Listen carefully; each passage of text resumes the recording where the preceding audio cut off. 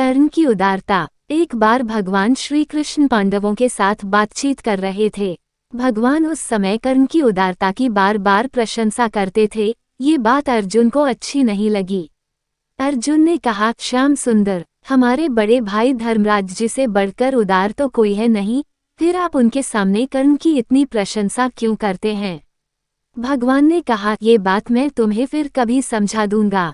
कुछ दिनों पीछे अर्जुन को साथ लेकर भगवान श्री कृष्ण धर्मराज युधिष्ठिर के राजभवन के दरवाजे पर ब्राह्मण का वेश बनाकर पहुँचे।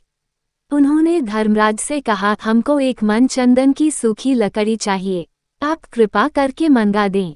उस दिन जोर की वर्षा हो रही थी। कहीं से भी लकड़ी लाने पर वह अवश्य भीग जाती।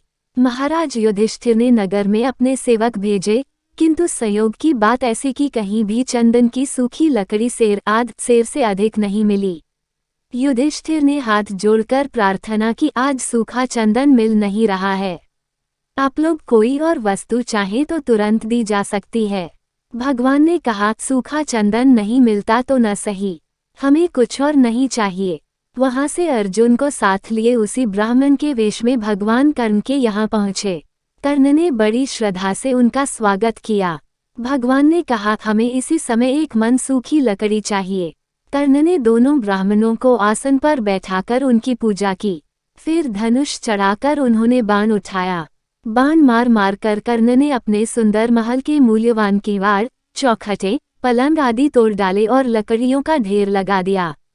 सब लकड़ियां चंदन की थीं। ये देखकर भगवान ने कर्ण से कहा, तुमने सूखी लकड़ियों के लिए इतनी मूल्यवान वस्तुएं क्यों नष्ट की?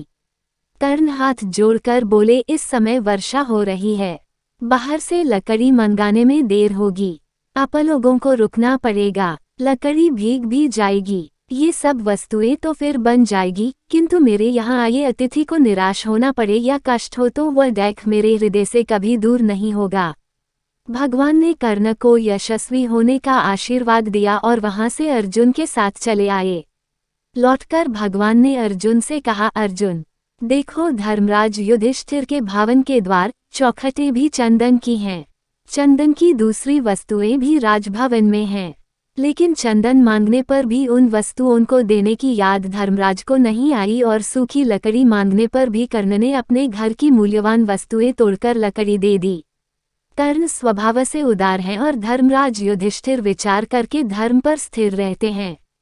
मैं इसी से कर्ण की प्रशंसा करता हूँ।